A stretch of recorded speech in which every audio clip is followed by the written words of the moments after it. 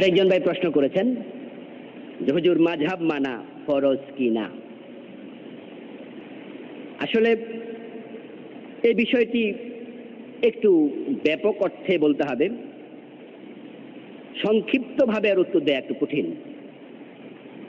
মাযহাব মানে কি? মাযহাব মানে পথ, মাযহাব মানে মত, মাযহাব মানে তরিকা। তো এখন মাযহাব মানে যদি বিশ্বনবীর মাযহাব হয়, যে আল্লাহর হাবিবের রাস্তা, আল্লাহর হাবিবের পথ, আল্লাহর হাবিবের মত, তাহলে এটা ফরজ। কিন্তু যদি অন্য কোনো জনের মাযহাব হয় তাহলে সেখানে আমাদের একটু বুঝে শুনে আগাতে হবে। তো বাংলাদেশে আমরা স্বাভাবিকত মাযহাব বলতে যা বুঝি সেটা হচ্ছে চারটি বিখ্যাত মাযহাব, হানাফি, শাফি, মালিকি, হাম্বলি। আমরা এই মাযহাবগুলি বুঝে থাকি। আসলে পবিত্র কোরআন মাজিদে এবং রাসূলের সুন্নায় মাযহাবের উল্লেখ নেই এভাবে যে শাফি, হানাফি, মালিকি, হাম্বলি নামে কোনো মাযহাব কোরআন হাদিসে নেই।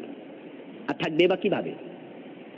কারণ ইমাম আবু হানিফা রাহিমাহুল্লাহ হলেন চারজন ইমামের মাঝে সবচেয়ে সিনিয়র বয়সে, ইলমে উনাকে আমরা বেশি সম্মান করে থাকি। উনাকে ইমামুল আজম বলা হয়, বড় ইমাম। তো উনারই জন্ম হয়েছে 80 হিজরিতে, অর্থাৎ রাসূল সাল্লাল্লাহু আলাইহি ওয়াসাল্লামের ইন্তেকালের 70 বছর পরে। তো আল্লাহর হাবিব সাল্লাল্লাহু আলাইহি সাল্লামের ইন্তেকালের 70 বছর পরে উনার জন্ম হয়। তাহলে রাসূলের যুগে উনার হাদিস উনার ব্যাপারে কিভাবে থাকবে? হানাফি মাযহাবের কথা তো আর হাদিস থাকার কথা না, কোরআনে থাকার কথা না। এখন এই মাযহাবগুলো আমাদের দেশে স্বীকৃত, পৃথিবীর বিভিন্ন দেশে এটা স্বীকৃত যে মাযহাব চারটা, এটা সবাই কম বেশি জানে। যারা মাযহাব মানে তারাও ওই মাযহাবগুলোর নাম জানে, যারা মাযহাব মানে না তারাও ওই মাযহাবগুলোর নাম জানে। এই মাযহাবগুলো তৈরি হয়েছে রাসূল সাল্লাল্লাহু আলাইহি সাল্লামের ইন্তেকালেরও প্রায় 100 বছর পরে। ইমাম আবু হানিফার জন্মই তো হলো 80 হিজরিতে। তো লেখাপড়া করেছেন, শিখেছেন, তারপরেই তো উনি মাসালা ইস্তেমবাদ শুরু করেছেন। উনার বয়স তো 100 হিজরি পার হওয়ার পরে উনি যৌবনে গিয়েছেন বা তার ইলম পাকাপুক্ত হয়েছে। তাহলে ইমাম আবু হানিফা রাহিমাহুল্লাহ 100 হিজরিতে উনার বয়স 20 বছর ছিল। উনি তখন যৌবনে, যুবক হয়েছেন, লেখাপড়া শিখেছেন, মাসালা ইস্তেমবাদ শুরু করেছেন। তাহলে এখান দিয়ে তো 1 শতাব্দী চলে গেল। ওই লোকগুলো যারা উনার মাযহাব আবিষ্কৃত হওয়ার আগে ইন্তেকাল করলেন, তারা কোন মাযহাব মেনেছেন? এরপরে ইমাম আবু হানিফা রাহিমাহুল্লাহকে যদি প্রশ্ন করা হয় হানাফি মাযহাবের, আমিও হানাফি মাযহাবের একজন লোক, তবে ইমাম আবু হানিফা রাহিমাহুল্লাহকে আমি অন্ধ অনুসরণ করি না। আমি হানাফি মাযহাবের লোক, কিন্তু ইমাম আবু হানিফা রাহিমাহুল্লাহ যা বলবেন এটাই ঠিক। উনি ভুলের ঊর্ধ্বে মাসুম, আমি এটা মনে করি না। কোন মাসালায় যদি আমি দেখি এই বক্তব্যটা ইমাম আবু হানিফা রাহিমাহুল্লাহর এই বক্তব্যটা কোরআন হাদিসের সাথে মিলে না, এটা উনি ভুল করেছেন, তখন আমি তার ভুলটাকে আর গ্রহণ করি না, আমি সহিটাকে গ্রহণ করি। কারণ এটাই হচ্ছে প্রকৃত হানাফি, যে তার জন্য থিওরি। ইমাম আবু হানিফা রাহিমাহুল্লাহ নিজে বলে গেছেন, ইযা সাহাল হাদিস ফাহুয়া মাযহাবি। যখন কোন সহিহ হাদিস পাবে তখন মনে করবে এটাই আমার মাযহাব। ইমাম আবু হানিফা রাহিমাহুল্লাহ, আমি একজন হানাফি আলেম হিসাবে যদি আমার ইমামকে আমি আজকে পেতাম জীবিত অবস্থায়, বা আপনারা কেউ পেতেন, আর আপনারা ওনাকে প্রশ্ন করতেন, হুজুর আমি তো হানাফি, আমার মাযহাব হলো হানাফি, হুজুর আপনার মাযহাব কি? ইমাম আবু হানিফা রাহিমাহুল্লাহ উত্তরে কি বলতেন? উনি কি নিজের মন মতো চলেছেন? উনি নিজে কি একটা রাস্তা বানিয়ে নিয়েছিলেন যে হানাফি মাযহাব আমি বানাইছি, এটা আমি আমারটা মানি? অবশ্যই না। তখন উনি বলতেন, ইযা সাহাল হাদিস ফাহুয়া মাযহাবি, আমার মাযহাব হলো কোরআন এবং সুন্নাহ, সহিহ হাদিস। এরপরে এবার দেখুন ইমাম আবু হানিফা রাহিমাহুল্লাহ যে সহিহ হাদিসগুলোর আলোকে বিভিন্ন মাসাইল তিনি বের করেছেন, ইস্তেমবাদ করেছেন, উনার ইস্তেমবাদ করা, উনার বের করা মাসআলাগুলো কি অন্য আলেমদের মানা ফরজ? অন্য আলেমরা কি মানতেই হবে? যদি সেটাই হতো যে ইমাম আবু হানিফার মাযহাবই মানতে হবে, তাহলে ইমাম শাফি রাহিমাহুল্লাহ আরেকটি নতুন মাযহাব কিভাবে তৈরি করলেন, বা উনার মাসআলাগুলো দিয়ে নতুন মাযহাব কিভাবে তৈরি হলো? ইমাম শাফি রাহিমাহুল্লাহ তো ইমাম আবু হানিফার মাযহাব অনুসরণ করেননি, তাই শাফি নামে আরেকটি মাযহাব হলো। ইমাম আবু হানিফাকে তো উনি মানলেন না। এবং ইমাম শাফি রাহেমাহুল্লাহর জন্মের আগে ইমাম মালিক রাহেমাহুল্লাহর জন্ম হলো, উনি মদিনার মানুষ ছিলেন, তাহলে উনিও তো হানাফি মাযহাব অনুসরণ করলেন না। আর আহমদ ইবনে হাম্বল রাহেমাহুল্লাহ, উনার জন্ম হলো এই তিনজন ইমামের পরে, উনি তো বাকি তিনজন ইমামকে মানলেন না। তাহলে বোঝা গেল একজন ইমামের মাযহাব আরেকজন আলেমের জন্য মানতেই হবে এরকম বাধ্যতামূলক ছিল না, থাকলে তো আর নতুন মাযহাবের তৈরি হতো না। এরপরে এবার দেখুন ইমাম বুখারী রাহিমাহুল্লাহ, উনার জন্ম 194 হিজরি। উনার জন্মের আগেই বাকি চারজন ইমামের জন্ম হয়ে গেছে। এখন ইমাম বুখারী রাহিমাহুল্লাহ, উনার মাযহাব কি, উনি কোন মাযহাব মানতেন? উত্তর হলো ইমাম বুখারী রাহিমাহুল্লাহ তিনি মুস্তাকিল মুজতাহিদ ছিলেন, অর্থাৎ তিনিও চার মাযহাবের একটাও মানতেন না। তাহলে মাযহাব মানা যদি ফরজ হয়, বাধ্যতামূলক হয়, ইমাম বুখারীর অবস্থা কোথায় গিয়ে দাঁড়াবে? উনি একটা ফরজই মানলেন না। আসলে মাযহাব মানা ফরজ ঢালাও ভাবে এই কথা বলে দেয়া এটা ঠিক নয়। হ্যাঁ, আবার মাযহাব দরকার নাই এটা বলাও ঢালাও ভাবে ঠিক নয়। যদিও আমাদের দেশের কিছু কিছু উলামায়ে কেরাম, কিছু কিছু যারা লা মাযহাবী ভাইয়েরা আছেন, আহলে হাদিস বলে দাবি করছেন, আমাদের লা মাযহাবী ভাইয়েরা সবাই না, তাদের মাঝে কিছু কিছু ভাই আবার বলছেন যে মাযহাবের কোনো দরকারই নেই। আমি ওনাদেরকে বিনয়ের সাথে প্রশ্ন করতে চাই, যিনি আজকে বলছেন মাযহাবের দরকারই নেই, উনার বয়স যখন 14-15, তো স্বাভাবিকত তিনি তখন বালেগ হয়ে গেছেন। ওই 15 বছর 16 বছর বয়সে কি তিনি আজকে যত বড় আলেম, 15 বছর বয়সে তত বড় আলেম কি উনি ছিলেন? উনি কি রাসূল সাল্লাল্লাহু আলাইহি সাল্লামের সবগুলো হাদিস, যে হাদিসগুলো উনি আজ পর্যন্ত শিখেছেন, এই হাদিসগুলো কি তিনি 15 বছর বয়স শিখতে পেরেছেন? উনি তখন কি জানতেন? উনি আজকে যত বড় আলেম হয়ে কোরআনের মাসালাগুলো, হাদিসের মাসালাগুলো জানেন, উনি কি 15 বছর বয়সে ওই মাসালাগুলো শিখেছেন? উত্তর হলো না, তিনি শিখেননি। ওই বয়সে তিনি জানতেন না। তাহলে ওই বয়সে তার উপর তো নামাজ ফরজ ছিল, বালেগ হওয়ার পরে রোজা ফরজ, বালেগ হওয়ার পরে আপনার হজ যাকাত যদি সামর্থ্যবান হয় ফরজ হয়ে যায়। তাহলে উনি ওই বয়সে তিনি তো এলেম ছিল না, তাহলে উনি ইসলামটা মানবেন কিভাবে? তখন তো এলেম নাই উনার, তাহলে উনি জানবেনও না, কাউকে মানবেনও না, এটা কি হয়? নিশ্চয়ই তিনি 15 বছর বয়সে, 14 বছর বয়সে তিনি কাউকে না কাউকে অনুসরণ করেছেন। আজকের এই পর্যায়ের আলেম হওয়ার আগে তিনিও কাউকে না কাউকে মেনেছেন।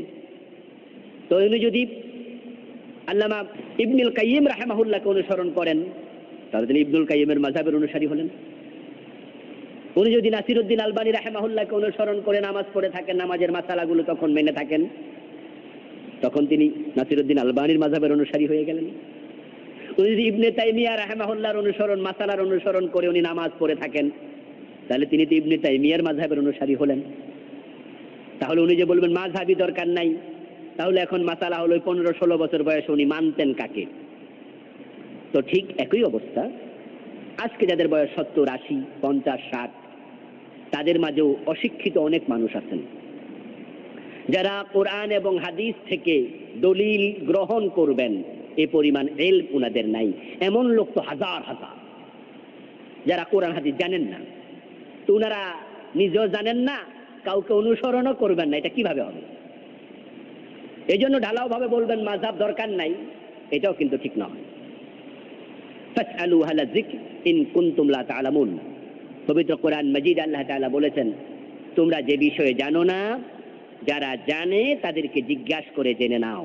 তাহলে আপনি মূলত মাযহাব মানা মানে হচ্ছে কারো তরিকা, কারো নিয়ম, অর্থাৎ কারো মাসালা আপনি অনুসরণ করবেন। রাসূল সাল্লাল্লাহু আলাইহি ওয়াসাল্লামকে অনুসরণ করার জন্যই তাকে আপনি জিজ্ঞাসা করতেন, তাকে মানছেন। আমরা ইমাম সাহেবকে অনুসরণ করে নামাজ পড়ছি।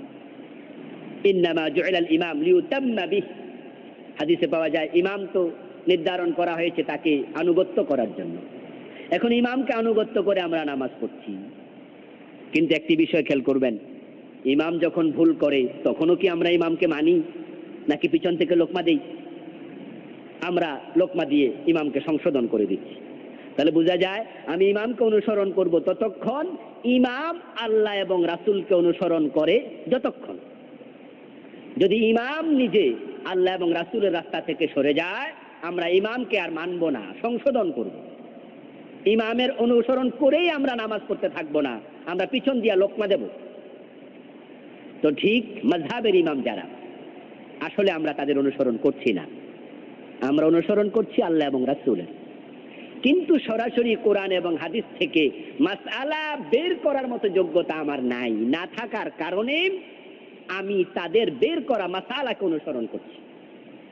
কিন্তু যদি আমার যোগ্যতা এসে যায় কোরআন হাদিসের অনুসরণ করার মতো, কোরআন হাদিস থেকে সরাসরি মাসআলা ইস্তেমবাত করার মতো যোগ্যতা আমার ভিতরে পয়দা হয়, যোগ্যতা এসে যায়, তাহলে আমি আর উনাকে অনুসরণ করার কোনো প্রয়োজন নাই, আমি সরাসরি কোরআন এবং হাদিস অনুসরণ করব।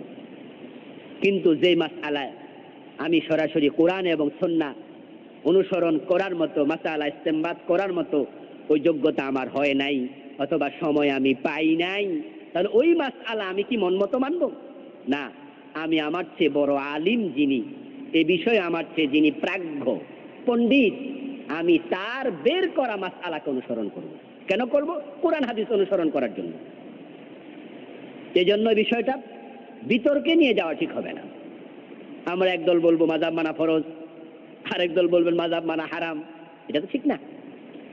ফরজ বলার কোনো ডকুমেন্ট তো নেই, ফরজ তো আল্লাহ কর্তৃক নির্ধারিত হয়, সরাসরি কোরআনের আয়াত লাগবে, হাদিসে মুতাওয়াতির লাগবে, তাহলে ফরজ সাব্যস্ত হবে। তাহলে আপনি কোথায় পেলেন এটা? তখন তো মাযহাব তৈরি হয় নাই, হাদিস কোরআনে কোত্থেকে আসবে? কিন্তু হ্যাঁ, ইমাম আবু হানিফা রাহিমাহুল্লাহ সহ অন্যান্য ইমামরা তারা কেউ বলে যাননি যে তোমরা আমাকে মানো, বরং ওনারা বলেছেন তোমরা কোরআন সুন্নাহ মানো। কিন্তু কোরআন সুন্নাহ সরাসরি মানার জন্য পর্যাপ্ত পরিমাণ ইলম যাদের নাই, তারা যারা জানে তাদেরকে অনুসরণ করবে। তো ঠিক একই প্রশ্ন আমি করতে পারি আহলে হাদিসদের ভাইদের, যারা লামাজাবি ভাইয়েরা আছেন। আমিও কিন্তু আহলে হাদিস, এই অর্থে যে আমি হাদিসকে অনুসরণ করি, এই অর্থে কিন্তু আমিও আহলে হাদিস। অর্থাৎ আমার কাছে যখন সহিহ হাদিস স্পষ্ট হয়ে যাবে, তখন আমি ওই সহিহ হাদিস থেকে মাসালা যখন নির্ধারিত করতে পারবো, তখন আমি হাদিসটাকেই মানবো, কোনো ব্যক্তিকে নয়। কিন্তু আহলে হাদিস নামে যে একটি গোষ্ঠী আমাদের দেশে এখন বের হয়েছে, আমি ওই ভাইদেরকে বলতে চাই যে আপনাদের মাঝে যারা মূর্খ মানুষ আছে, অশিক্ষিত লোক কি আপনাদের মাঝে নেই? আছে। হাল চাষ করে, ব্যবসা বাণিজ্য করে, ক্লাস 5-6 পর্যন্ত লেখাপড়া করেছে, হ্যাঁ, আলেম না, একবারে জেনারেল শিক্ষিত মানুষ। উনাকে যদি জিজ্ঞাসা করি ভাই আপনি, আমি আহলে হাদিস, আপনি কি হাদিস পড়েছেন? কয় না হুজুর, আমি তো মাদ্রাসায় পড়ি নাই। তো মাদ্রাসায় না পড়ে উনি আহলে হাদিস হইল কেমনে? এটা হাস্যকর ব্যাপার। তাহলে উনি কেমনে আহলে হাদিস হলেন? আসলে উনিও নিজের অজান্তেই কাউকে না কাউকে অনুসরণ করছেন। উনি মুখে বলছেন যে আমি আহলে হাদিস, বাস্তবে উনি হাদিস পড়তেই জানে না। তো আহলে হাদিস কেমনে হলো? উনি অনুসরণ করছেন কাউকে না কাউকে। তো উনি যদি কাউকে অনুসরণ করেন, তিনি তো মাযহাব মানলেন। তাহলে মাযহাব মানার প্রশ্নটা কখন আসবে? যখন ইলম কালাম থাকবে না। আর যাদের আলহামদুলিল্লাহ পর্যাপ্ত পরিমাণ ইলম আছে, ওই ব্যক্তি তো লাইট হাতে নেবে, যে ব্যক্তি রাস্তা ভালো দেখে না। আর যখন দিনের বেলায় আলো আলো থাকে, তখন তো কেউ হাতে লাইট নিয়ে চলে না, সাহায্য লাগে না, সে নিজে দৌড়াচ্ছে। তো যাদের নিজের ইলম নেই, সে তখন ফাসআলু আহলা যিকর ইন কুনতুম লা তা'লামুন, তখন সে যে জানে তাকে অনুসরণ করবে। এটাই হচ্ছে মূল কথা। তাই আমরা এই বিষয়ে বাড়াবাড়িতেও যাব না, ছাড়াছাড়িতেও যাব না। আমরা যারা মাযহাব মানি, আমরা আল্লাহ এবং রাসূলকেই মানি। প্রকৃত অর্থে আমরা মাযহাব মানব ততক্ষণ, আমাদের ইমামরা কোরআন হাদিস মানবেন যতক্ষণ। আমাদের ইমামদের যেখানে ভুল হবে, আমরা সেখানে ইমাম সাহেবদের ভুলটাকে ওভারলোক করব। আমরা ছেড়ে দেব উনার বিষয়টা আল্লাহর সাথে, উনার বিষয় আমরা ছেড়ে দেব।